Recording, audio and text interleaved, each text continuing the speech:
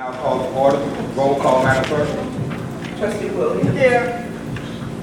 Trustee Brooks. Present. Trustee Jenkins Bell. Present. Trustee Franklin. Present. Trustee Holden. Present.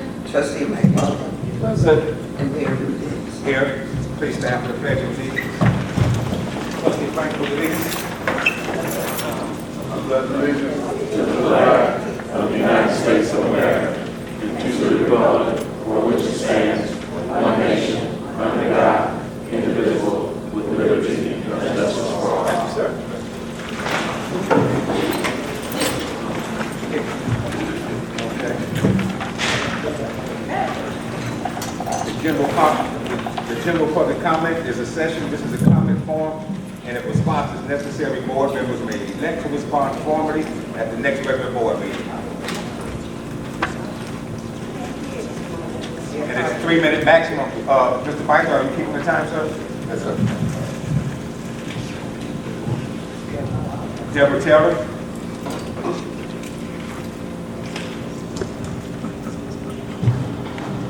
Good evening, Deborah Taylor here. I just want to repeat some comments in the back. They can't really hear you, so might have to speak up a little bit. All right, so first of all, I want to get some accolades out. Obviously, Mr. Belgrave is not here, but I want to give accolades to code enforcement. We told them about some trees that were in the back of our area that were hazards, and they were breaking, snip, snap, just breaking. And we thought maybe some of the children or those that walk through our area, it's on the other side of Dynasty Apartments also, that wooded area there. We thought that people might end up injured. And so Mr. Belgrave got right on it. And he sent a company out and they've done a fantastic job with that. Next accolade I want to give is to the police department and to Deputy Chief Wilson. We see them more. They're very visible in our cul-de-sac as residents, and so we really appreciate that because we need for the police officers to come through and patrol there periodically, and we do see the cars, so thank you very much. The next thing I wanted to ask was a question. I know that some of the trustees did, I don't know if it was a retreat or what, but they went to Vegas, and I was wondering if we were going to get a report on that. If we did get one last time, I guess I missed it. But I did want to know if we get a report on that, how many trustees went, and what really happened, and what we're going to do with that information to benefit University Park and the residents. The other question I had was, we had a treasurer, new treasurer now, and I just wanted to know, and I guess you can answer this tonight, hopefully, is that treasurer licensed and bonded? Does the treasurer have to be licensed and bonded? And if so, then fine. If not, then when would they be licensed and bonded? And what are the restrictions seen if they don't have a license or they're bonded? Thank you. Okay, Mrs. Taylor, I'll answer 2 of your questions now. You have a full report at the next board meeting, and yes, the treasurer is licensed and bonded. Okay, thank you. You're welcome. Keith Griffin.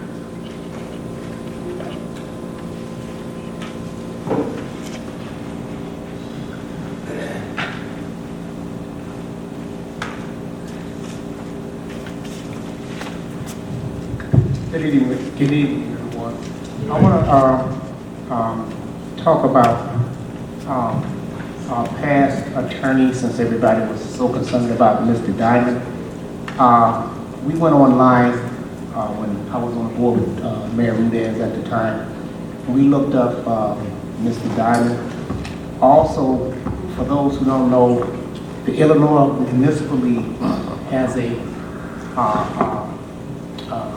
I guess a program each year in last August and September at downtown at the Hilton, and they pass out pamphlets and booklets. The booklets and stuff that everybody uses, every town and village use, is written by Mr. Diamond. So the thing at the time we was going through our flux because of our previous attorney. We wanted a change. What I like about what Mr. Diamond did, if you asked questions, he didn't have the answer for you.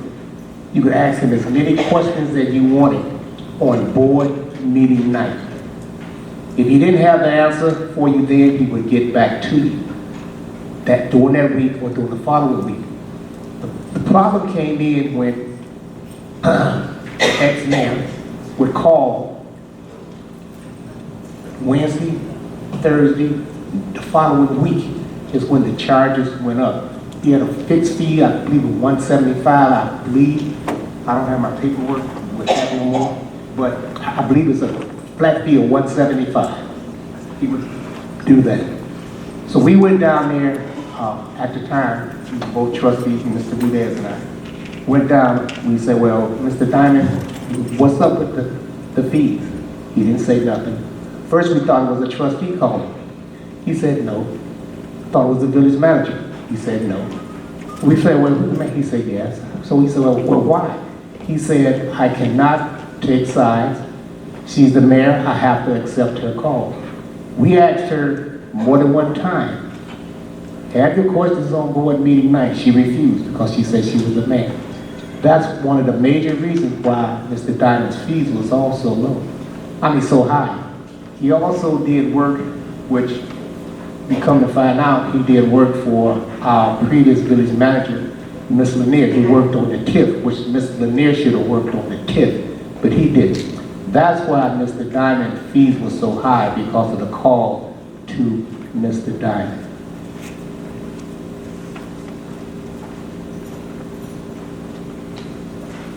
Thank you, Mr. Griffin. Mr. and Mrs. Reginald Burton Sr.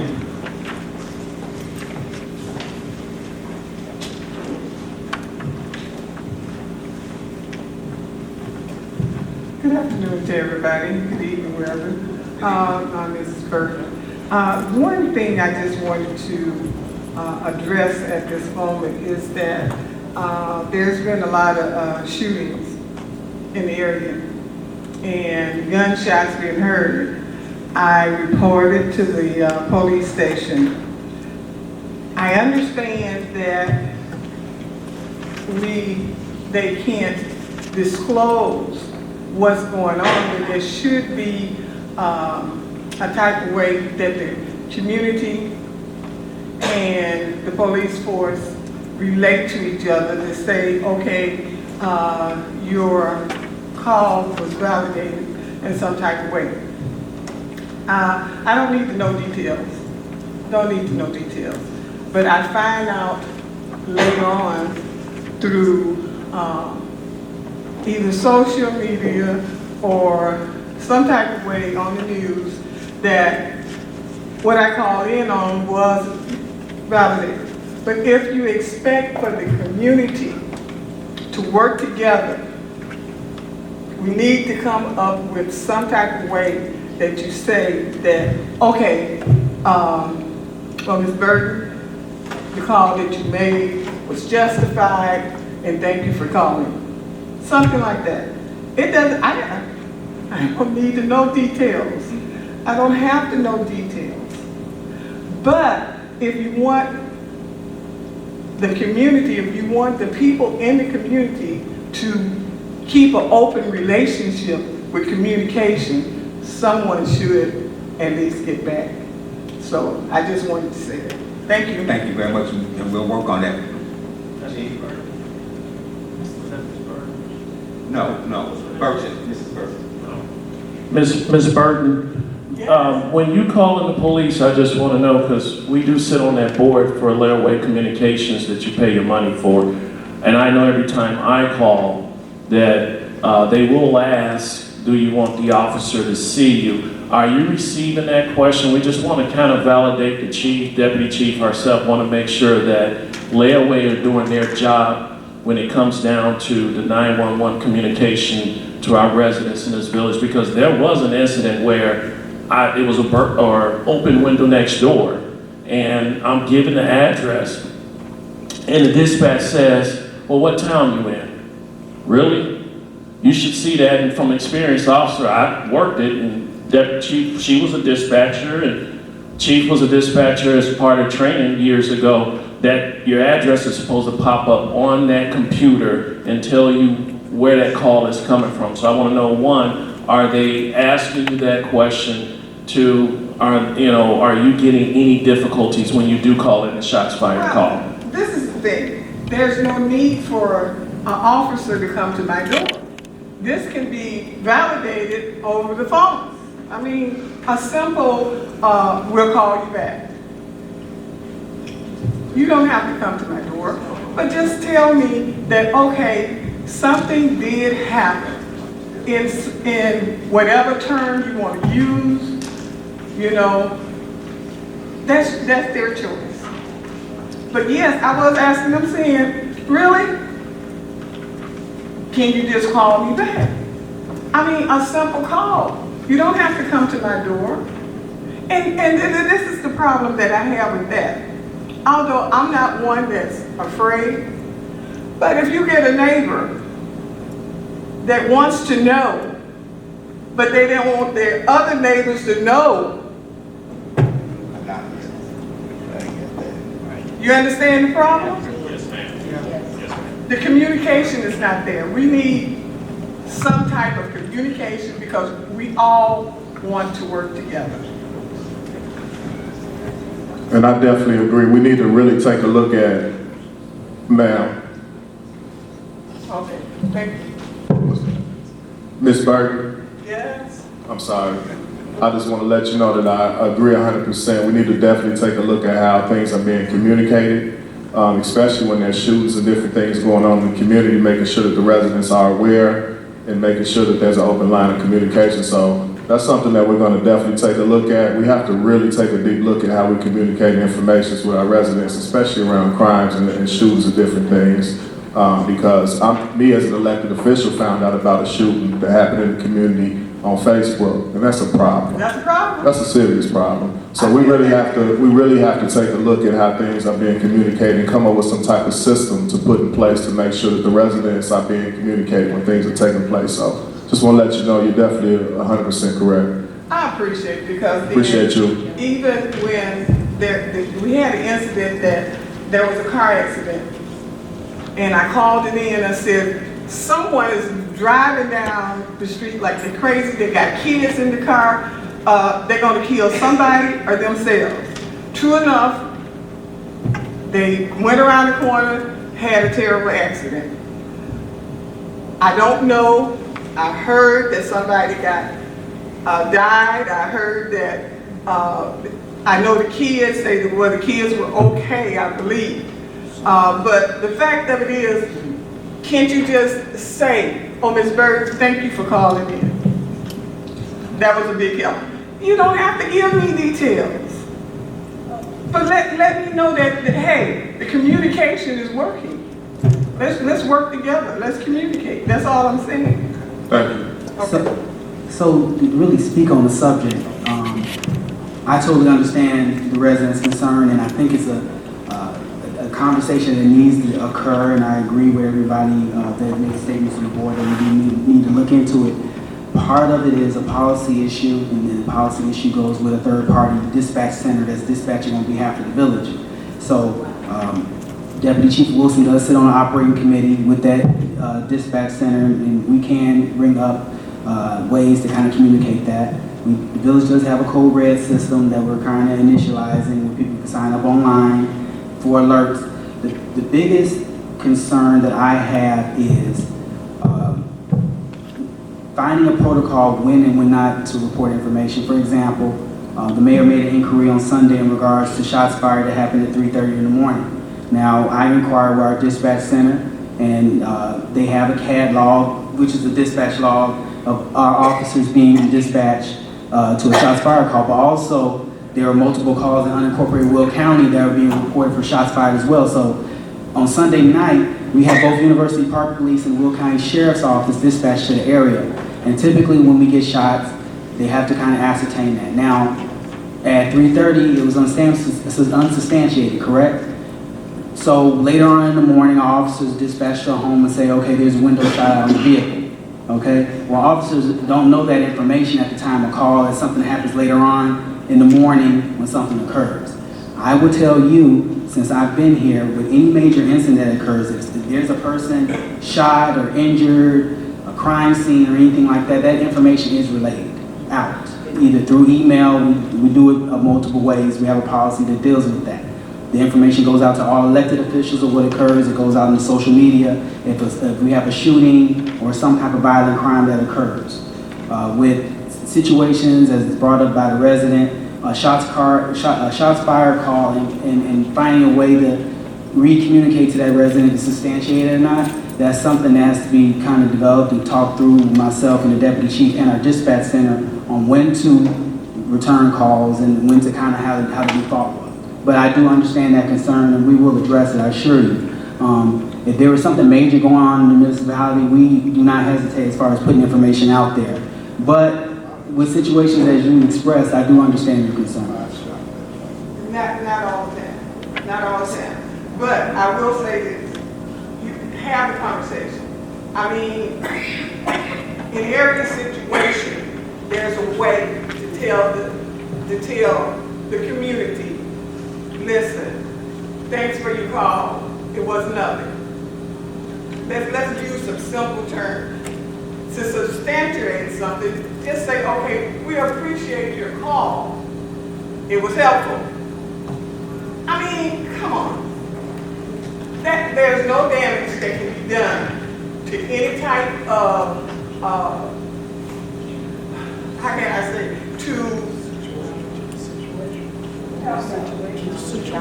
acknowledgement. Yes, to the situation. Thank you, neighbors. I mean, for real. All I'm saying is that you should communicate with us. We have to have open communication. I took the time to call. Take the time to say, okay, all is well. It's simply put. And you know what? And we are going to work on that, and we will work on that. And I appreciate your comments. Last night. 5 times I said, I called in. I did not want to be, I said, hopefully somebody called this in because, hey, but if people are calling in and no one's communicating back to them, hey, they're going to say, why call in? They're not concerned about, that's stated that you're not concerned about the community, the people in the community. I don't want to know details. Let's get that. I don't have to have details. That's an ongoing investigation. I understand. Don't have to have details. Good evening, everybody. Just so you're aware, the policy right now, how this happens is when you make a call, it goes into our dispatch center, out at the Laraway Communications Center. They will ask you, the call taker there will take all the information and ask you, do you want to see an officer or not? Or if you'd like, you can ask afterwards, can I leave a message for the officer after the officer has finished it?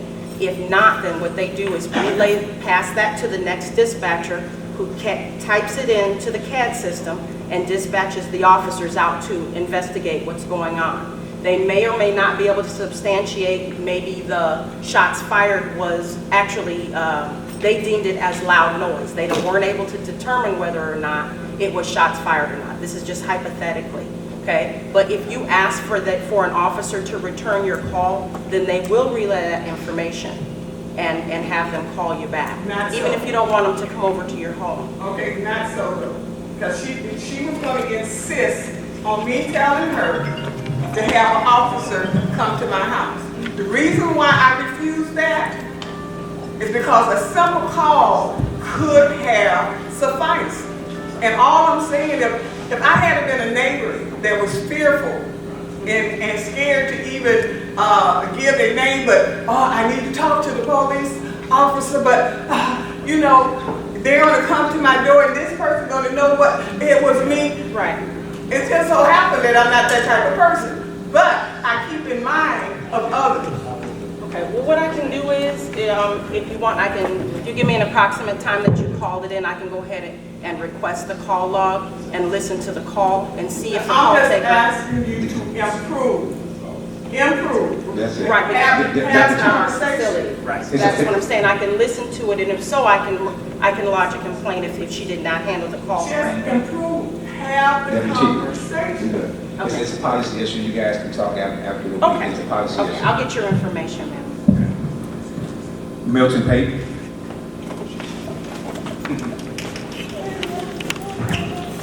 Good to be on this side of the desk. And it's good to be able to say, Mayor, Trustees, Manager, General Public. I heard it one time myself. The clerk's here. And the clerk, I didn't recognize her since she changed seats there. Sitting at the right hand now. So. I'm going to make my comments as brief as possible, kind of Trustee Brooks brief. But I'm going to remain around because I wanted to talk a little bit about the Youth Development Center, etc. We formerly called this the Kids Health Club. And we actually started this project about 7 years ago. We bought the equipment in 2012. And we put it over here at 34 Town Center Drive for temporary until we got a bigger space. We subsequently renamed it the Youth Development Center. Basically, there were some trademark issues with the Kids Health Club because Mayor Bernard Alsbury had a Kids Health Club. But when Trustee Franklin came to one of our board meetings and he showed off proudly and justifiably so the black youth and how much they had accomplished, not only athletically, but academically, I said to myself, you know, we ought to change the name because really what we're doing is, it's not just for kids, it's for all of our youth, and we're trying to develop them in all ways.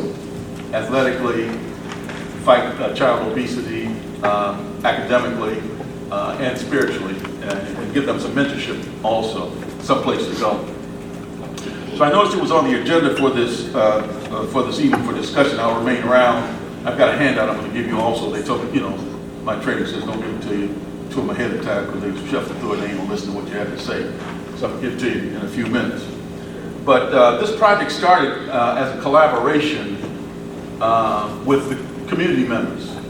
We didn't have, similar to the cable studio, we didn't have the money to just do the project. So we recruited initially Wesley Coates, and then Robert Travis did most of the engineering. He probably gave us value about $30,000 worth of engineering work on it. And Ron Johnson, you know, we worked with Parks and Rec and the sports teams and so forth, coaches, to help design the center.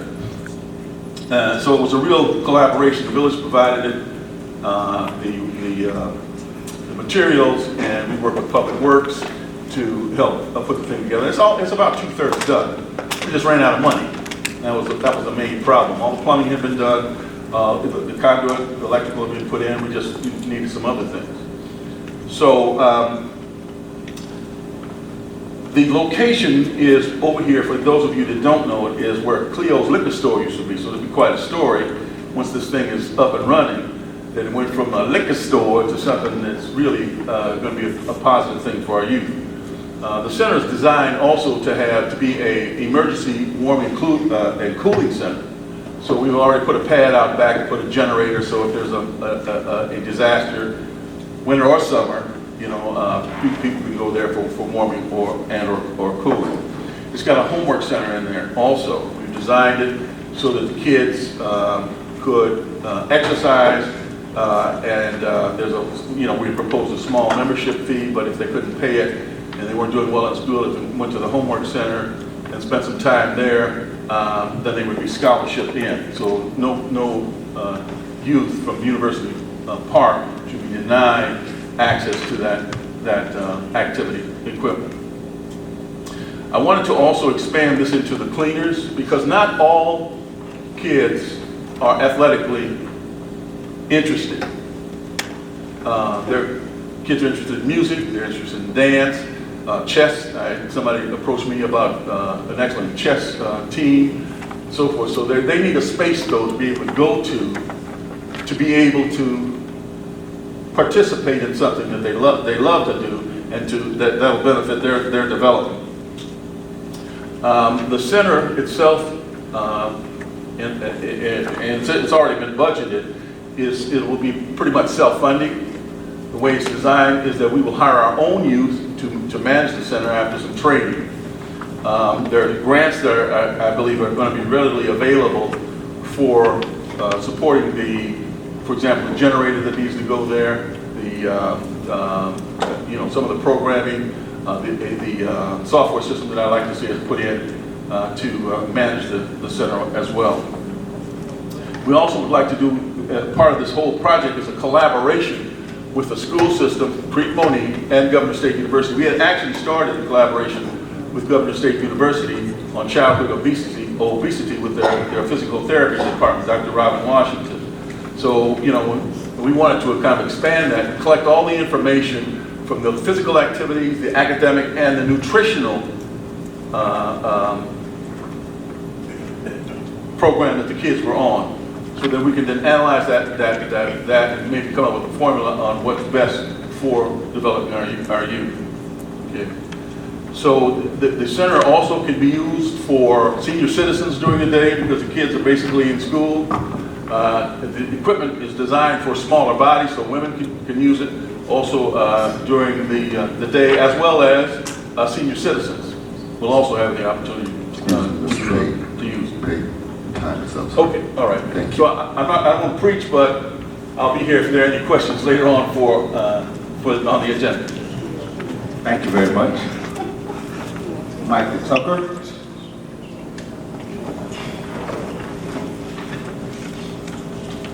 Mr. Tucker, I think you're going to speak when we get to the agenda items, correct? You just signed in? I was hoping to. Yeah, we're not at that agenda item yet. Oh. It's still public comments. Oh, Mayor, may I just give you this? Pass these out.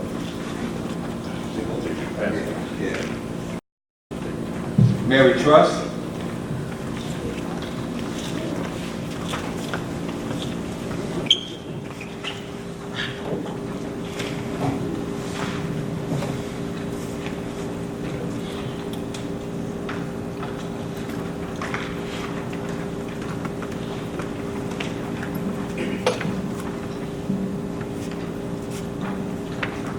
Gosh, everybody's so tall. Good evening, everyone, Good evening. and the public, and whoever else is listening or viewing. I would like to inform you of something that's happening in the village of University Park. And a group of us in the Community Block Club got together, and we put on certain programs to try to enhance the village and do some things within the village of University Park. And some of the people talked about how involved we get with Mother's Day. And we don't do very much for our daddies in the town. So they were talking about how their husbands and whoever in the family can cook. So they decided to honor their fathers, and I said, hey, hold on, we can't interfere with Father's Day. So then they said, no, we're going to do it the day before Father's Day. So we decided we couldn't infringe upon that big colossal thing that they do in Chicago, who's now turned into a trademark. But they came up with Daddy's Cook Too. The T-O-O as in also. So we decided to put on something here in University Park. Now what we're doing, we're asking you to come to Regal Farm and bring your grills. We didn't ask you to bring out the big huge thing. Just your grill, your chili, whatever it is you cook as a daddy. And cook it and serve your family. One of the fathers said that he'll supply the music. And when we got all this stuff going on what they wanted to do to honor the daddies who cook, and we needed a place, and we decided to go to Regal Farm. Okay, we decided, oh boy, it's in terrible, terrible shape. Well, that's the only place where we could go outside after we've been cooped up all winter, let our toes out and whatever, and have a good time. And lo and behold, one of the trustees, a rookie on the trustee board, decided that, oh, I'm going to help out with this. So we all got together as well. And lo and behold, we had to pass by Public Works. And Public Works, I want to tell you, they worked with us. Drive by Regal Farm now and look at Regal Farm.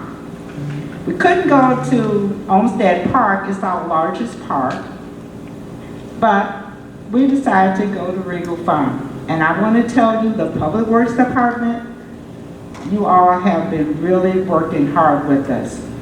Now, I don't know what happened with the Lord Almighty, because they say it's going to rain. Let's trust. Your time is up. Everybody else had more than 3. Mr. Payton had more than 3. No, he called me out. He called me out, sat me down. I pay the same taxes he paid, and I'm older than you, Mr. Payton. Let's trust us. But anyway, I'm almost through, so I'm gonna go. He just like to do it to me. But we have flyers on the table back there, so for any information, you can call me. But I want to tell you that they did do a great job, and they helped out just like the people here in University Park. Ms. Truss, can I ask you, the facility itself is not open, it's just the outside grounds, am I right? Oh, sure. Thank you so much for helping me out. It's the outside grounds only. We are not allowed inside because, you know, they can't hold my weight on the porch and anything else. But we're just outside on the grounds. The grounds, when I'm talking about grounds, I'm talking about grass. Okay. And those who are energetic might play some softball. But we're just talking about grounds. And then last time I looked, Mr. Truss paid the taxes on June 1st. All right. That sounds wonderful. I didn't want anybody to get hurt because I know the facility itself is not inhabitable.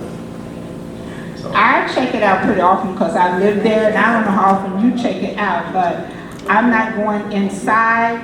But to answer your question, trustee, I'm going to be outside in the grass. And I'm not going to cook. My husband is going to cook. And my son is going to travel about 200 miles just to cook. So that's how important it is to him, because Regal Farm is a historical thing to him. Thank you very much, Ms. Truss. Yeah, we're going to have bathrooms. Someone asked if we're going to have bathrooms. Yes, we're going to have bathrooms out there. We're going to have, I mean, she just asked me. I'm probably outside the shop. Let's trust. He's got to go move to the next person, please. Bond deal work. He asked me a question. I just want to be polite. Thank you, Mr. Truss. Good evening, Mayor Rubez, board members, okay, Manager Pate. I promise you, I will only be maybe 1 minute, all right? But I would like to know, and this question here is for Manager Pate, okay? I'm pretty sure that he's the only one that knows how to answer this question. But the village accounting firm that we hired. Mr. Dilworth, the question is supposed to be addressed to the chair. Oh, I'm sorry. Yes. Sorry. Yes. So I'll just address it to everybody. But the village accounting firm that we hired here this fiscal year, they are working on a few things within our village here. One of them is generating a general ledger to actually help us understand our debits and credits and where we're at within the village. But then also our village's reconciliations of the different, the variety of fund accounts that we have also too within the village. So I would like to know where we at with that. If you could just give me some information on that. Now I know I can go up to Clerk Jones and FOIA this information, but I would like to want every resident out here to understand what's going on with our village's finances and who's working on these finances. So you can just give me a brief information on that, that would be good. Thank you very much. Thank you, Mr. Dilworth. I'm sure we'll have the manager contact you and you guys can sit down and discuss that. And you know your other option is, Madam Clerk. Absolutely. Thank you. Deborah Stroud. Good evening, everybody. For all present and all viewing. I made a point of bringing some literature with me, basically more so a picture of an event that occurred here on June 3rd, Monday last week. This is a collective picture of a career empowerment program that Keely Childress is doing with the female youths of the community. Last Monday, it was entitled Career Day. I'd like to at least give the names of Tonya Mahomes, who's a senior administrator with Medicare and Medicaid services, Tiffany Spencer, who's an entrepreneur as a salon owner, Dr. Nikia Hall, who's a community leader, Brandy Mathis, who's an English teacher and school counselor, Tamelia Hughes, she's a unit manager of clinical operations at Blue Cross Blue Shield, Angel White, a family nurse practitioner, Shalinda Greer, an entrepreneur scholar advisor, Kimberly Sanders, a personal trainer and wellness coach. Now, out of all those names of the young ladies that came out to mentor to the females that evening, I know you noticed from the names I said, you didn't hear the name of Beyonce, you didn't hear the name of Rihanna. I made it a point of mentioning the names of these ladies because they came to advise, to mentor, to females of this community. Don't expect Beyonce or Rihanna to walk in, but if these ladies could give their time, energy, and effort to come out and make a difference. When I was growing up, I don't know if anybody else here went through the same thing. We were taught, you go to school, you get married, you become a mother, you become a wife, and that was it. That was it. But I mentioned all the different businesses these ladies are in. And now is a good time, especially with school being out, to invite all the young females, I believe they take 7 to 18 years of age, to come out to these events for the empowerment for the youth. Thank you very much. Thank you, Mr. Stroud. May I have a copy of that? Oh, which one? The picture? Look at that, the program. Cynthia Hudson.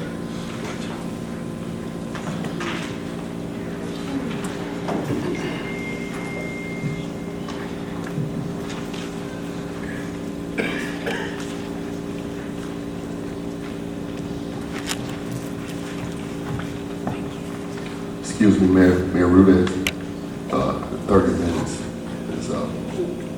I just want 1 minute. Can I just have 1 minute? I give you 1 minute, you will wait patiently. Thank you. God bless y'all. You just stupid. Good evening, Mayor, Board of Trustees, viewing audience. I just want to commend all the officers and all the people that worked on the Special Olympics events that we had last Wednesday. You all did a great job. You ran, you raised money, you got people to come out. You know, you had a great time at the festivities later. I just want people to know, and especially the businesses that gave, TNS Trucking and all the businesses that gave, they made their donations for the Special Olympics, because it's very important that everybody is able to have a quality of life. Everybody is able to do something special and enjoy doing things in their life that they struggle doing. I just want to thank everybody, and I just want to say to the businesses that gave, congratulations and God bless you, and those that didn't give, it's still time. Please look into your heart, dig into your heart, and dig into your pockets, and give for the Special Olympics. Thank you very much. Business discussion items. 5A1, discussion of ordinance amending Part 10, Title 6, Chapter 1060, Section 1060-99 of the Village of University Park Code of Ordinances.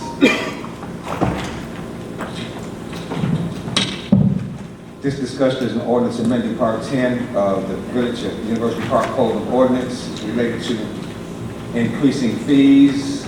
An ordinance amending Part 10 where the Village of University Park is an Illinois Municipal Corporation. Pursuant board members, you all read the package. Any questions about this? Mayor, be recognized. Yes. I'll break the ice since it's the first committee of the whole. Thank you. Got my Milton Payton notes.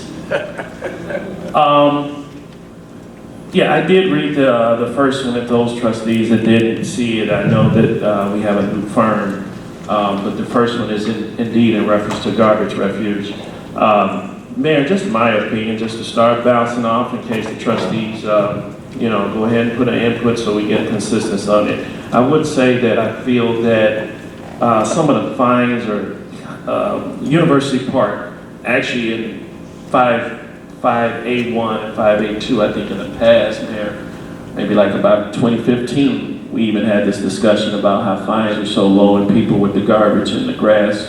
But to stay on the item of the garbage, my idea that I want to bounce at the trustees, that if we go with Section 1A with the first offense being $75, but Mayor, I had seen a couple towns that tack on $5 a day that they don't clean up that garbage that they may leave out front. And I would say that for some reason lately, and those who live around the Regal Farm area, just lately, I guess everyone's moving in, I guess leases are up. They're leaving their garbage and mattresses and so forth out front. And it's clearly the rules that you can't, or that our garbage disposal picks up one large item each pickup. But then some people just don't care. But if we cite them, I believe that we can go with the $75 first offense, but each day after that, a $5 tack on. If you look at Section D, it's already in there. A separate offense should be deemed committed by each day doing or on which a violation or non-compliance occurs or continues. Right, so but then that would be that second, correct? But I was saying that in which I was, and maybe the attorney can help me on that, that the first one, if you just follow me on this one, say the first offense would be the $75, but then say like they don't get it on Thursday, Friday, Saturday, they decide to pick it up, but we still collect $5 on that first offense to it. And then maybe on that second time, or that second offense, we still continue to tack that $5 on. Yeah. So, sorry, so the way I read this is that in your prior ordinance, and I have the prior ordinance in front of me, it was the $5. This is actually silent, so theoretically, this would be, the second offense would be, it could be read one of two ways. Would the second offense be at $100, or it could be read that they just tack on the original $75. Okay. Now, the issue would be, let's say we went to court to enforce it, which way would the judge read it? I think they would either do the $75 probably, and then if another call came in, then it's going to be the $100. Okay. Now, the other part of it, what we kind of have to get into is regards to, typically with most of our places, let's say, I know we have something with grass later, but there's a garbage, they'll go out and they'll say, okay, you have until 2 days from now to get it cleaned up, depending on the amount of cleanup, and then that's when that second offense will attach. So it may not be directly for every single day, depending on how they work with the person in regards to it. But even though your prior ordinance had the $5, this has actually been, that's removed from here. So the way I read it is that it would be the next offense would be either $100 or at least a continual $75 for that first offense. Okay. So if code enforcement came out, I give a scenario, say they, on that Tuesday or Wednesday, they wrote that $75 ticket, say that a homeowner or a renter or whoever, the property owner, does not come and get it on Saturday, well, we'll say Monday, would we go ahead and tack on, it will be like 175? I'm okay with that if that's how we want to do it. I just, yeah. Generally speaking, I would consider it that way. I'll give you an example, because this is what happened at my home. It wasn't like for garbage or anything like that. But we had an issue with, we had some gutter work done.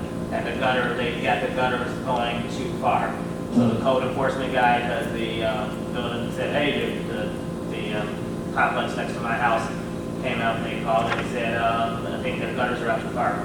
The gentleman came out, he asked us to, he said, hey, this is too long. He said, I'm going to give you a certain amount of time to fix it. I fixed it the next day. He came out, it was okay. I didn't have to fine. But theoretically, if they did not fix it, now I think you're looking at that every day thereon because they didn't fix it in the time frame that was given by code enforcement. You're looking at, for that, probably the $75 a day, or if they did it again, then I read that as a second offense. I can read it either way, quite honestly. I don't read for $5. I think that second time is either going to be $150 or $175. It just, there's different interpretations of it as far as how the judges, I've seen judges interpret different ways there. I would argue that it's really more than $175, but I've seen judges say, no, it's going to be $150 instead. Right, okay. Well, Mayor, I joined in concurrence. I read this and I agreed with the attorney on this one. I would just give the trustees a chance to kind of give input on their first meeting of the whole, on how to really, let's make an ordinance that would help the whole residents of University Park. Anybody else? Trustee O'Hagan, trustee Bo? Okay, that's it. Is this the consensus to move this to the agenda? Yes, Mayor. Yes. Okay, thank you very much. We'll move on to the next item. Item 5A2, discussion and ordinance amending Part Chapter 6, 674 of the Village of University Park Code of Ordinances. Trustee Brooks? Yeah, man, you know, I printed out the ordinance so I can be nosy here. And let me look at my Milton notes. Page 3. Yeah, okay, Mayor, if we can, maybe this also, I think I also related this to you. The current fine would be the first offense $150, which is kinda low, or I would say about $50 lower than the average village from what I had looked around. So I recommend that we raise it $50 all the way from the first, second, third, and fourth offense. Most residents in University Park do care for their grass anyhow. But lately, I understand it's raining. Our code enforcement is pretty good about this season when it came to dealing with the grass and the height of it. And they have been citing some of these houses that the banks, I guess, are now owning. But the reason why I say that, Mayor, is that we may have a situation where we have to hire, which I know it's going to go there, where we're going to have to cut that grass. And we may have to have a bid out for a lawn service to cut that grass and then also charge on top of that.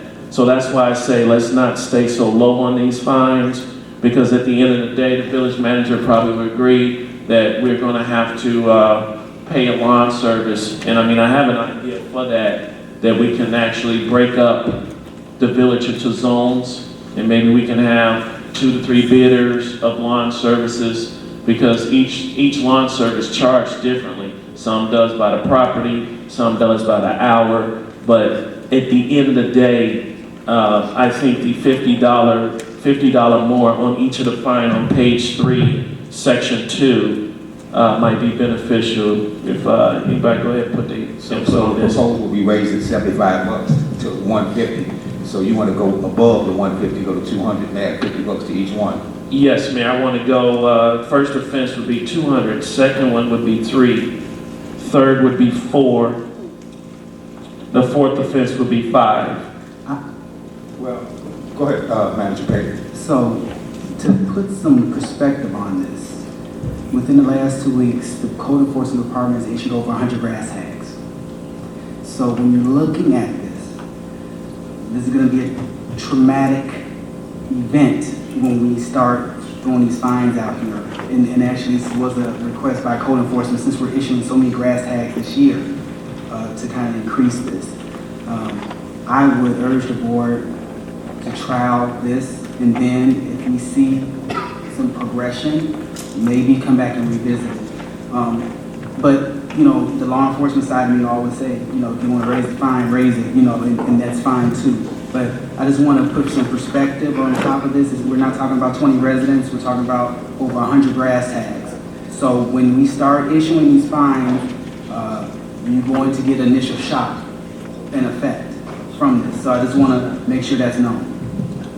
Okay, so Manager Frank and trustees and the viewing audience, now currently it's $25, so I think it's a relatively good increase, and we could gradually go along. That's a $125 increase because of our ability and what our will is to clean up our community. And that's the whole goal, is to enforce the rules and ordinance on the book. So it hasn't been changed in numerous years. It's been $25 for 20 years, probably or more. And I think that maybe since 1990, so that's a very long time. So I'm just my personal input, but it's the pleasure of the board. I think 150 would be good to start off with initially. Any trustee, any comments? Trustee Bowden? Well, you answered part of the question. When was the last time this was looked into and changed? So I totally agree with that.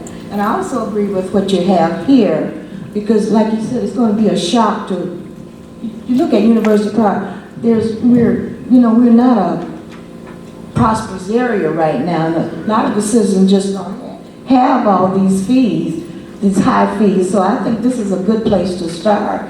And like you said, if we can increase it, then so be it later on. But this is a good place to start, since it hasn't been done since 1990. 1990, yeah. 1990. So just my thoughts. Any other, Trustee Williams, anybody, any other comments? You agree as it is, as it stands, raise it to 150? Yes, I do. Okay. Is that a consensus to make this an agenda item with the majority? Yes, Mayor. Okay, very good. Let's get this town cleaned up. Okay. Discussion 583, a resolution approving and authorizing execution. That will you be Mr. Tucker, correct? Yes. Okay. I'm with JMA Architects. So if you have any questions, I can take. So this agenda item is a addendum to the architectural agreement that we currently have as far as the relocation of the Village Hall. There are some items upon start of construction that needs to be addressed. There are some design issues that needs to be talked about. So I would like JMA just to kind of go over that first ordinance in regards to the town hall, explain the modifications of what they're being asked to vote upon at the next meeting to approve. This is pertaining to change order number 1. Change order number 1? This is pertaining to change order number 1. Yes. Okay. We got notification from Mr. Payne that your new space that the contractor was working on was taken in rain. The contractor working on this space had one of his subs come out and evaluate the situation. I came out about a day later and looked at it. This was during a week when it had rained about 4 days in a row. So the day that I came out, it was raining. And what I noticed was the masonry wall, in a nutshell, does not have any weep holes. So it has no weep holes. So what is happening, moisture is getting into the wall, it can't come out, and it's leaking into the space. So the contractor had to stop working on the renovation of the space because he doesn't want any water damage to happen to the new materials that he's placing in there. So we developed a solution for you, and our solution also matched what the subcontractor for you came up with as well.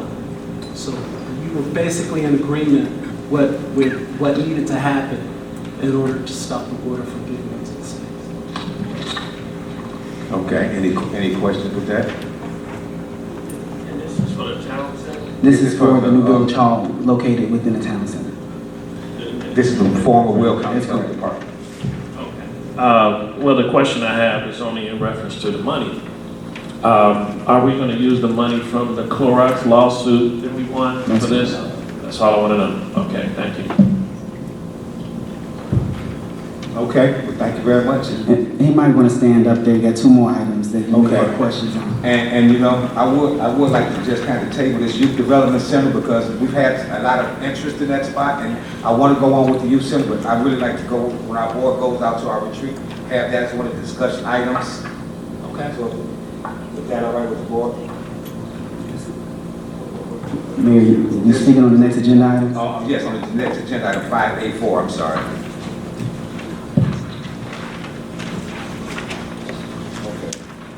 Are we moving this one to the agenda, the first one that we just spoke about? Yes, yeah, I'm in consensus with it, Mayor. Okay.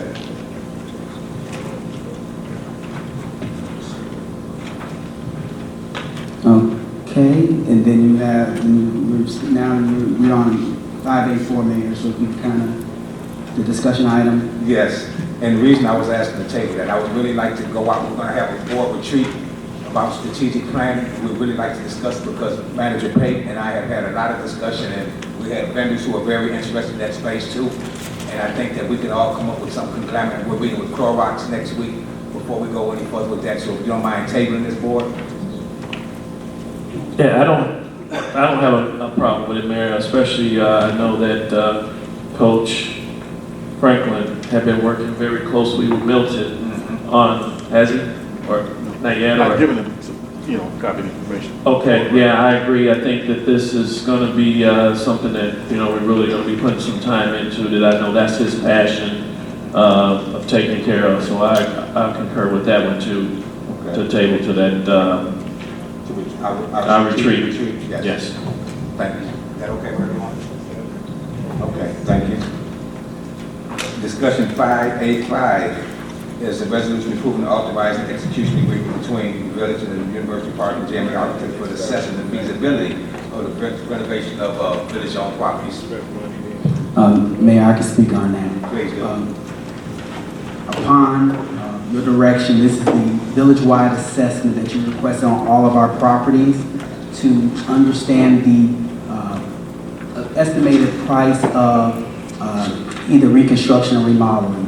And this is concerning several facilities, one being Regal Farm, the pool, the town center of the vacant units, potentially vanilla boxing or doing preliminary build-outs on various units in the town center as well. I think this is needed because I believe before we kind of leap into some of these projects, we kind of need the architect, number one, to do some design, have the professionals go in and kind of assess the estimated cost so we know where we're at budgeting when we're talking about capital expenses. Now, a majority of the projects here could be substantiated based on the Clorox fund, but we want to make sure that we don't over-assess on various projects so we can equally divide the funds based on priorities of the village. So I think it's very essential, as well as the mayor believes, to make sure we know the value of each project, know where our starting point is, and then the board prioritize the projects going forward. So this is the basic gist of that, Mayor. Any questions? Because what he looked at was, like he said, the Regal Farm, and the town center, our facilities that are owned by the municipality, and we do an assessment to see basically which direction, and the town hall meeting will take it to the people. So that was the intention. And Mayor, one thing that's very important as far as Regal Farm that we currently, I think is important, is we're going to be conducting a feasibility study of Regal Farm potentially being converted to a proper center for the public to have. So I know there's been a lot of talk by a lot of residents and proposed use of the property, Ms. Trust being one of the proponents of that. So part of that is a feasibility study to see if that property can be used as a rec center or youth development center, or can be used for that type of mode or use. And I think it's important to get a professional opinion on it. All right, yes, because we need to consider that encompasses the needs of all the residents. All right. Question. Yes, sir. Just for clarity, I want to make sure, so are we saying as we begin to move forward on these major projects and major developments that we will allow the public to have an opportunity to have input through town hall style meeting or some type of meeting to ensure that we're doing things that the residents are in agreement with? That's what you heard, trustee. Yes, sir. Thank you, sir.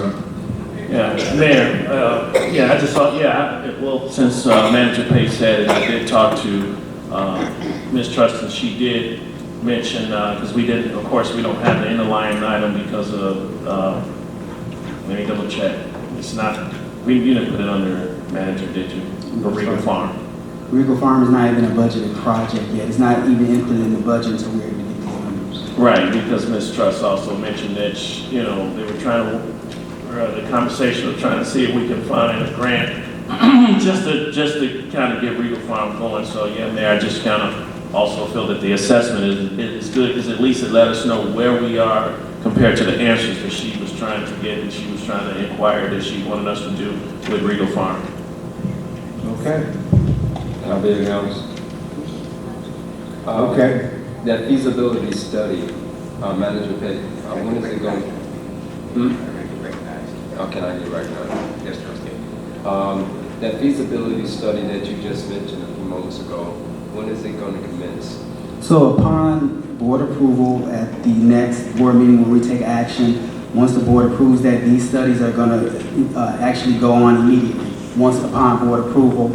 And if you look into the document, it gives estimated time of completion for each project or each assessment. And as again, to reiterate Trustee Franklin's point of view, this will be a gauge to bring this to a town hall meeting setting, so the residents as well as the board can collaborate and prioritize project. But I think it's important and it's essential for us to know the cost before we elaborate on prioritizing projects. And I think that's something that we kind of have went away from. And I think it's something we need to move toward, instead of just jumping, taking a leap out there and saying, yeah, we can do the project, let's see what it costs. Because we've had projects happen and we're over budget. So we want to make sure at least a roundabout item of where we're at for each project. And make sure we expend the funds as efficiently and effectively as possible. All right. So that means allocating the funds, if possible, because of the study from the Clorox funds that we're going to receive to the Regal Farm if necessary. If proves feasibility. Not just those ones either, though. Not just all programs. All right. IDR money, the North Department of Natural Resources is a major part of it. Because when I think about the Regal Farm, there's a lot of things, and just by sight, it needs a lot of work. Just by eyeballing the place right now, it needs a lot of work, and we definitely need that feasibility study in there, because I taught classes there too. I taught classes in the barn. It was almost inhabitable in the barn too. So that'd be pretty good too. Consensus on the board? Good? Good? Okay. Move to the agenda? Okay. The next and the last item is discussion between Lynn Media and consultants in the Village of University Park. Mr. Perry?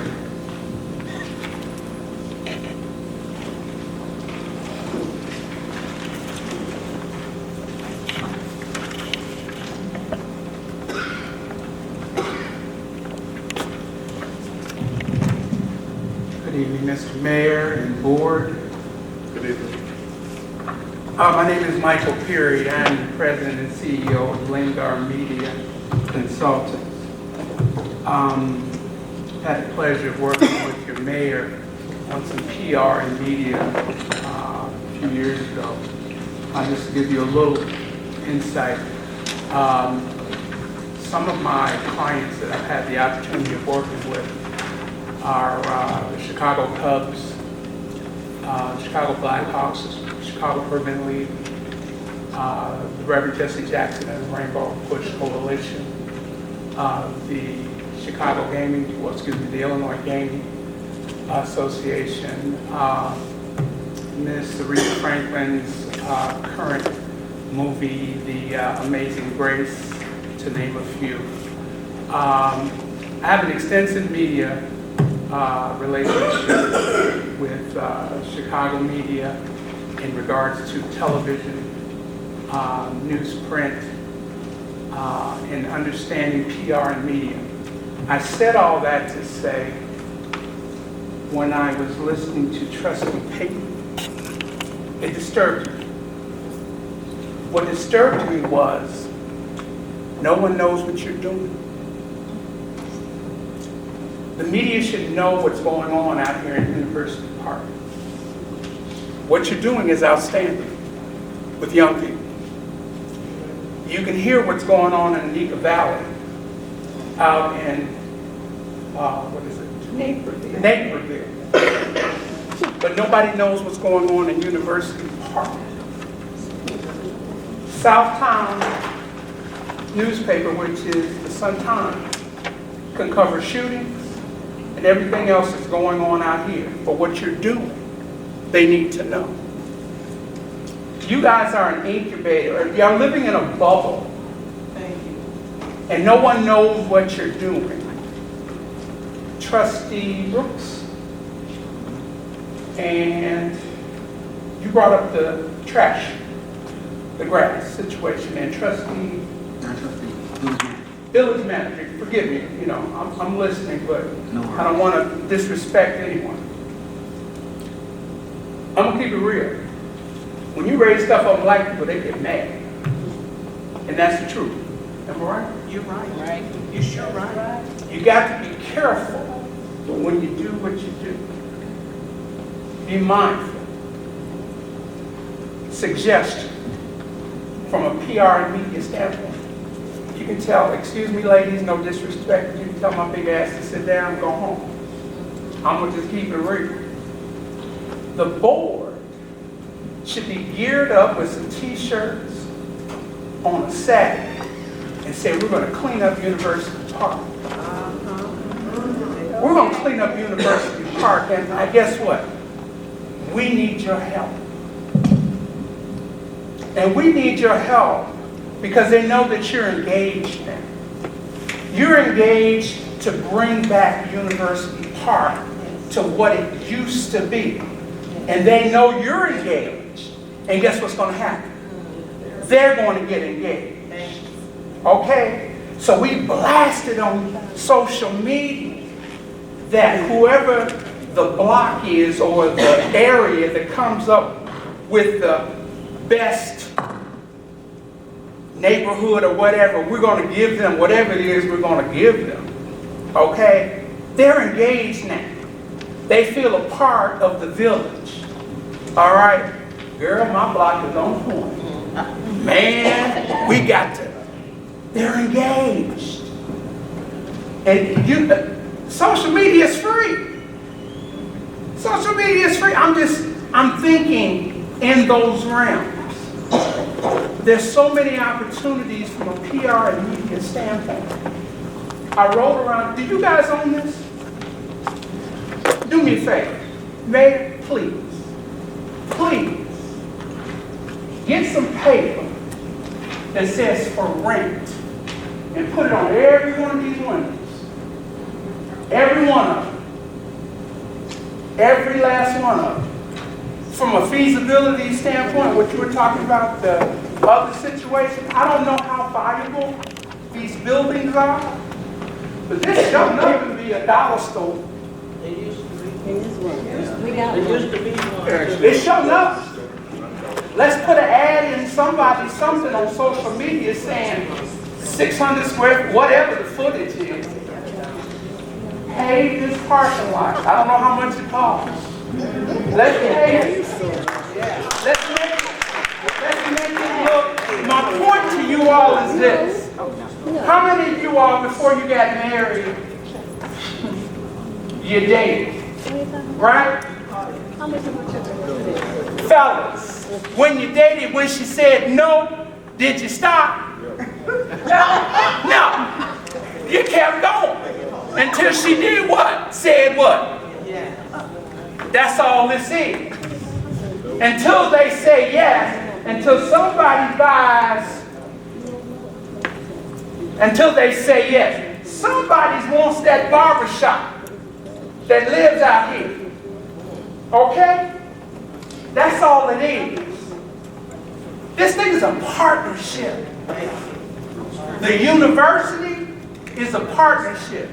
Metro is a partnership. You know what I found out, Mayor, before I came out here? If this was Orland Park and Metro was the end for Orland Park and Governor State was right there, I bet you there'd be a Starbucks at the end of the end right there. It would be the end. Okay? Last point, I'm done. Who is he, y'all? What's his name?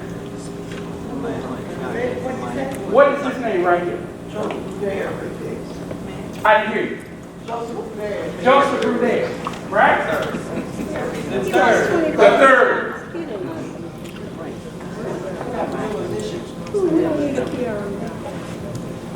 What's his name, President? Mayor Joseph III. That's who he is, right? But y'all need to address him as what? Mayor. He is your what? Mayor. Y'all better act like it. All right now. Y'all better act like he's your mayor. Okay? For them Negroes out there, this is that's just a joke. No, he ain't. He is the mayor. If he was the white boy in Orland Park, y'all be calling him what? Mayor. Y'all better act like it. Everywhere you go, you correct them out there because it's important. It's about exposure. It's about vision. It's about if y'all want to take this thing to the next level. 3 minutes is up. You better act. I'm sorry. I'm done. My 3 minutes is up. You were supposed to clock me. You were supposed to clock me. I'm done. My name is Michael L. Pierce from the NRC. I'm about media and PR. Thank you.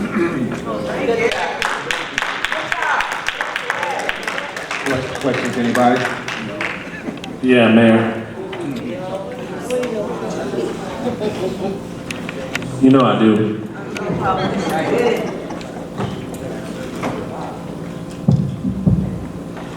Mr. Perry, Yes. what is your, well, I was reading through your contract. Yes. It's more of a, is this an open-end contract? No, I don't see for any. 12 months. Oh, it's 12 months? Yes, sir. Did I miss that? Yes, Okay, I see it, B12. Yes. Okay.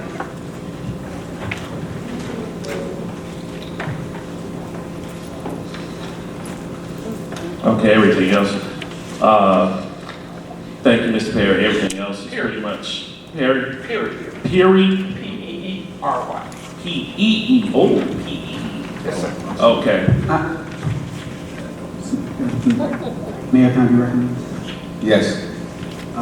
Just a couple questions. Sure. I see in the engagement where we're paying for your services, such as when we're looking at things such as advertising, newsletter, potentially postage, electronic newsletter, any type of media like that, is that an additional charge? No, newsletters, all of that. Postage would be on you. But for electronic newsletters, no, I would suggest electronic, everything go out. Because it's easier now if you do, for those people within the village that don't have electronic, that would be a cost to you, but we can formulate to get it out, get it together. So as far as getting it together, staffing to get it together, formatting. Formatting everything we would do is just. And is that including the $2,500 per month minimum, or is that additional cost to basically you design it, you have it reproduced by a printer, and it being mailed? Because I know Electronic is great, but I know a large majority of our residents like to get things in the They mail like it in the hard. and various different I things can like have that. it formatted and set for the printer to go out. That if it goes out as a print, for print, hard copy, that would be the cost. But I do have a printer that can give me, give you a discounted rate on that. Do you know, I'm sure you've been doing this for a long time, the average cost for 2,100 mailings, for 2,100 mailings of something like this? Or For 2,100, probably can run maybe about 600. It depends. I just recently did 10,000 for. When you talk about 2,100, we're talking about 2,100 mailers, and I forgot to clarify, 8 pages. So just say, just an 8-page newsletter. I would hate to say, give you an off-the-wall kind of thing, but if you give me till tomorrow, I can let you know, give you an exact. But it would be additional on top of? Yes. Okay. Yeah. Electronic is part of that. Okay. But if it's a hard copy to go out, that's an additional cost. And then do you work to get additional advertising or work with an advertising company so ads can be placed in to kind of subsidiate? Sure. Okay. What organizations have you worked for that does that? Like as far as a company reaching out to get advertisements to be placed in the newsletter? To be placed in the newsletter? Yeah, of course we want to try to do some price savings, so this newsletter, we wouldn't want to put information in it, but we'll also want to probably do advertising or marketing for the companies that we have out here or different businesses in the area. So would you guys solicit those businesses or those You mean groups? help get them into the Yes. newsletter? Oh, we'll do that. Okay. Yeah, that'll be part of what we do. Is Okay. to help, we help with the building of the branding of University Park. So we'll help, as long as you let us know who they are, we'll help get them into the. Okay, so you guys do that yourselves, not through a third party? Okay. We got that. Okay. Yeah, it's about building down in relationships. your contract? It's about building relationships. Right, I would like to know what the contract consists of. That's a lot of money. And also, is this even in our budget? Well, ma'am, you're kind of, Well, this is the cow, so we're supposed to be able to discuss. all right, in order though, in order. I've had my hand Ma'am, up do you for ready? long. Yes, trustee. Yes. May I be recognized? Yes. So I'm on the fence about this. In a day and age where, as you mentioned, so many advertising opportunities are free through social media and different avenues. Your idea of going out to clean up the community is something I absolutely just did the past weekend. I put on a shirt and bought shirts for residents and cleaned up one of the parks. And one morning it started with me and my daughter just out there, and it turned into a community effort. So I agree. I've seen successes and things like that don't cost money. As we are prioritizing the way that we're spending our funds at this time. When I initially read this, my thought was, is it premature because what are we actually marketing? We don't actually have much to market. The publicity, I'm over a lot of the sports programs in which we just went to the national championship. We had a state championship track team. The publicity aspect I can understand, right? I feel bad when my young youth are not being recognized in the publicity, and the country and the world doesn't know that University Park, this small little town, just took 15 kids to the national championship. I get that. But as far as what are we actually marketing is where I straddle the fence, because we don't have, at this time, I think it may be premature because we don't have much to market. I think that we need to get some things in place once we get our pool up and running, once we get our youth development center up and going, once we get things that are actually bringing revenues into the village that can be marketed, it'll make more sense to spend money for marketing. The only reason I would see this necessary is for the publicity for our youth programs and the successes that we're having, to kind of put some things, to highlight some things to the media through the news and different things. But I'm not really understanding what we have to market at this time. Well, you have to look at it from a broader perspective. It's not just the idea I just gave in regards to the trustees going out and doing the trash situation. that comes into play. But look at all the vacant land that you've got going. There is, what is it? All of the, I can't, what's the, why can't I think right now? The grocery store chain, I can't think right now. No, not Jewel, the new one. Mariano's? Mariano's, thank you. You've got Mariano's, you've got all these opportunities to sit down with the village. That why is everything in Frankfurt and Orland Park and all these other opportunities where you've got the opportunity to sit down and talk with these individuals. Keep it down, please. Can I say something? To sit down with these opportunities, with these individuals, and do some partnershiping with the village, the university, Metro, all of these folks. I mean, you know, you've got to, you just can't be sitting and waiting for things to happen. You have to start putting things, get relationships with the Southtown newspaper, because once they see that you're out there, you don't know who is reading what about, oh, there's things going on in University Park. I want to be a part of that. Okay, I'm just saying. And I agree. You know, and I mean, it's your decision to do absolutely. whatever you want to do. And I agree with what you're saying, and I respect what you're doing. Okay. I'm a firm supporter of black business, but in my opinion, at this point, this is premature because I don't see what we have to market. That's my thoughts. Okay, I'm gonna take a couple of questions. Oh, yes, trustee. You said something earlier in your presentation that we've been harping upon. I know I've been harping upon it since 2009, and that's the repaving of this, revitalizing this town center, because it's unsightly right now. It's so many potholes, it's just unbelievable. So I acknowledge the fact that we need a relationship, a better relationship with the university, a better relationship with Metro, because this past spring, in order to get Metro out here, we had to do a grandstand news media conference with kicking and screaming. They were kicking and screaming. So I admire some of those things, but how do you, as a consulting group, want to bring those different factions together? You know, like the university, which is key because this is a jewel in the south suburbs, and we don't really have a decent relationship with Governor State, and which is a shame. This is a shame, and we are the end of the metro station, and I pull into I move into Millennium Station every day, and we should have a better relationship with Metro Station because we are the end of the line.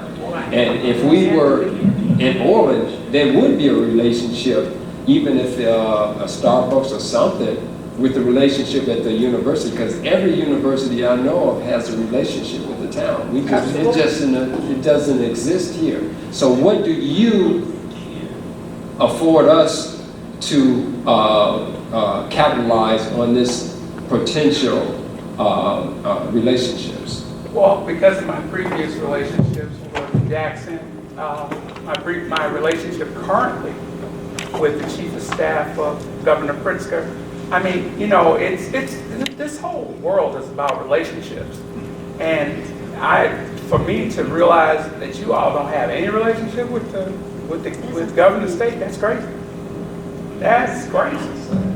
So, you know, but I mean, I'm not just throwing out names to be throwing out names, but it's about, you know, developing some relationships, and that's about what I do. You know, that we get in there, and I mean, it's about knocking on doors, and that's it. Because we got a new mayor in University Park, and the new mayor of University Park wants to sit down with the president at the university, and they're doing, the trustee board they're trying to develop a relationship with them. I mean, you know, it's just that simple. And the governor, is whatever we got to do, we do. If whoever who's your state rep? Anthony DeLuca, Michael Hayes, Anthony DeLuca. You just go in and you develop those things, and you tell them what you want. They are working for you. So, You know, come on. so, I mean, Mr. it ain't rocket science. So, Mr. Perry, it is in your mindset, when I talk about University Park to the outside world, I talk about either, like Trustee McMillan said, either we're the end of the line in Metro or the beginning of the line, however you want to look at it. I talk about how we have the new interchange. I talk about we have the third largest industrial park in the state of Illinois. I talk about the potential of the third airport, which is 90% done. I talk about we're a community that has a public and a private golf course. I talk about a community that has a pine lake. I talk about a community that has viability, where a lot of our people living here with, I think, outside the box. And I'm not always concerned about what we used to do, because where there's no vision, people shall perish. And I look and understand that relationships are done through partnerships. And I just see University Park in a different aspect. I see us with green infrastructure. I see us with solar projects. I see us with a healthy community when our residents are going to work in our industrial park. I see government state flags flying through our town on our light poles. That's my vision for it. I see our town center vibrant with services for our community, for our residents. I see it feasible for people to walk across the street and sit at a nice restaurant with outside chairs in our town center and cigar bars, and our youth having activities and our senior citizens having facilities to do. I see that. That's my vision. And so that's how I look at University Park. I look at it as a diamond in the rough that does not have exposure. I see us on Channel 7, Channel 9, talking about the great amenities in University Park. I see us adding rooftops to University Park. That's what I look at when I talk about my community. And I'm proud to say, no matter where we've been before. And not to interrupt you, Mayor, but I understand also where Trustee Franklin is coming from. And here's my whole point. If what happens for the village works, and I always say this to my clients, you eat, I eat, I'm good. I'm not here trying to grow on him, and this is what I'll do to make everybody happy.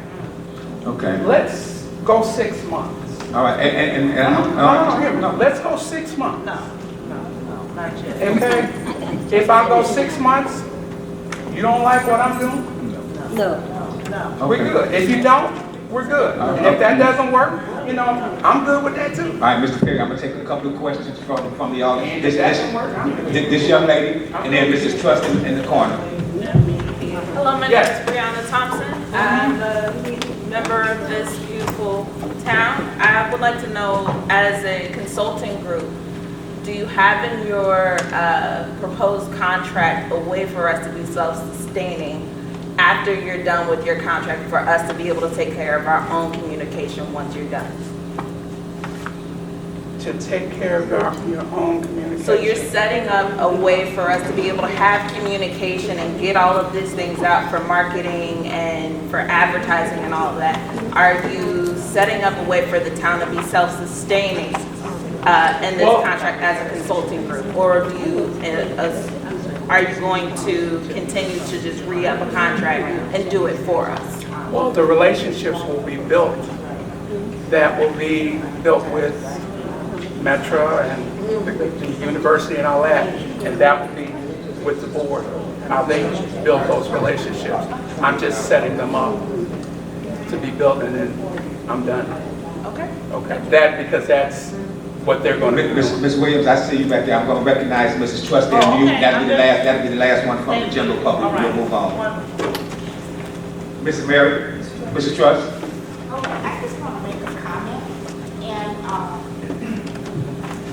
we as University Park people here, I've been in this community, and most of you are tired of hearing me say that I've been here for 40 some years. I was 10 years a staff member of Governor State University. I'm an alumni of Governor State University, and we can set up relationships, but no university or town is going to be totally in bed with this community. They're self-sufficient, and they will help and they will do things. And if we are astute at this, we will capitalize on what Governor State has to offer us. Now, in the past, they have offered us help. Governor State grew from being an institution that was to finish what you started. Now they want you to start over there as well. Therefore, because time changes and situation changes, nothing remains the same. But I've got to get out and work for it and stop going to the negative all the time. I think I have a lot to offer now. And I will sit up here and say it. I have a lot to offer. I don't have any money. But I have a lot to offer myself. We're not going to do that. I think I'm very proud of University Park, or I would not have stayed here all these years. We just got to recognize it, and almost all communications just about in organizations are done electronically. I was able to handle that with the League of Women Voters. We got a lot of members that we do it electronically, but we also compensate for the few who do not have electronic. And it's not that much people, whatever you do, if you're a good manager, you want to escape that package. And that package is a benefits package. I'm not trying to cut people out of benefits or whatever. But the big key here, we have a lot to offer. That industrial park, ask Elbro Village. There's one in Texas. I don't know about you, but I have a lot to offer. I got a lot of mess in my backyard, but my front yard is good. I live at 622 Old Forest and stop by, and I'm proud of you. All right, thank you, Mrs. Trust. Ms. Williams will be the last one for the night, and we'll adjourn. Okay, I'm Jean Williams, and I kind of want to piggyback off of what Coach Tutu said. I think everything this gentleman is saying, excuse me? Coach Franklin. Well, Trustee Franklin, you know, It's good, it's all good. you know what I'm talking about. Anyway, I agree with him that I think it is premature. I think what you're offering is wonderful, and I think we should eventually maybe move to that phase. But I think maybe we should wait 6 months or so to get some of these projects underway, and then we can capitalize on the media. Because if you're gonna buy a house, let's face it, if you put something raggedy up there, no one's interested. They're gonna pass that back. But once you start having the house looking nice, painted, looking good, then it will catch somebody's eye. Right now, we ain't catching nobody's eye. These people are on next door. They're their worst enemy because they talk negative. All through next door, they put up all these ugly pictures of this village. They even made a CD of this village with all this negativity. But now everybody wants to all of a sudden, oh, we're beautiful, we're wonderful. No, we need to get there first, and then you can advertise for us. But for right now, it's a no for me. Mayor, can I be recognized? Okay, Ms. Miller, I made the announcement that Mr. Williams will be the last one. I'm sorry, but I'll recognize our trustee, Brooks. Yeah, Mayor, well, Mr. Perry, one question, you said Chicago Blackhawks, which year? So I know, you said you did some media work for the Chicago Blackhawks? Yes. Which year? I'm still doing it. Oh, you still are? Which media director? Because I used to work for the Hawks. David, what is Jesus Christ? Tony, they have one, he's been there. My brain is foul right now. That's okay. All right. Okay, well then next question. My comment would be more towards the mayor. And Mr. Perry, if you do want to listen to this, University Park is in a situation, I do see where you have and on line 1, your retainer of $2,500 with the minimum of 20 hours a month, in which, I would say we are some work, that you would have to do some work. But after that, you got $250 per hour. But I'm gonna be honest, our attorney, who's a good attorney, he's only $140 an hour. So you have to take a look at where University Park is at. But then That's my normal. You see the reduction that I gave? yeah, you're right. You said at a deep discount of the 250 of the 125, but you want to the 250, 2,500 a month. But I just want you to understand, and I'm glad because I looked here. We did not put you down as a line item in this budget. The budget is a working document. We do need to go ahead and have our 3rd reading on the budget. We do have 3 new trustees, and we do have our new mayor. We do need to sit down, but I sat on this board when I first got in here, I'm gonna be honest. Even former trustee Payton, when Mayor Rudez was a trustee, we're trying to stick with this formula that our village does not go bankrupt. And I'm here till 2021, but before 2021, I'll be damned if I let it go bankrupt. So the point that I just actually, and I think if you would please understand the situation, because the manager did ask about the questions you had, it pertained to the reimbursements of the out-of-pocket and the printing. And you know, like I know, for 15 minutes or even 5 seconds, a print shop charged $75 just for 15 minutes, am I correct? So I just kind of don't want us to go in a situation. I hear and I understand where you're going, but please understand, before you got here, most of these are going to be filled up. It took time. One thing I learned, President Obama could not come in with a magic wand and sweep what Bush messed up for 8 years. For the past 2 years, again, we've been trying to clean up the financial part, and that's what I want the newer trustees to understand, and our mayor already understand. And I told him I respect the blueprint that him and Milton Payton, Keith Griffin, if he's still here, they all made a blueprint that on the first day of the transition, this village would be broke. The people out here don't even know we were about this close to being a receivership of the state taking over. And if you know, the mayor won't be mayor if we go into that by 2021. So if you can, Mayor, if he can just, you know, come with a little different with these numbers, but this is a little expensive, and I mean, for our checkbook, because it would seem like an open end type of thing, and we can talk more about it later. But I respect what you're saying. Well, but as I said to you earlier, I said, I ain't good. Because we're down 4 police officers. And that salary that you're getting, that's already 1 police officer, and it can run into 2 police officers. So, yeah. So maybe if we can do that, let's table it, we'll talk about it. Okay.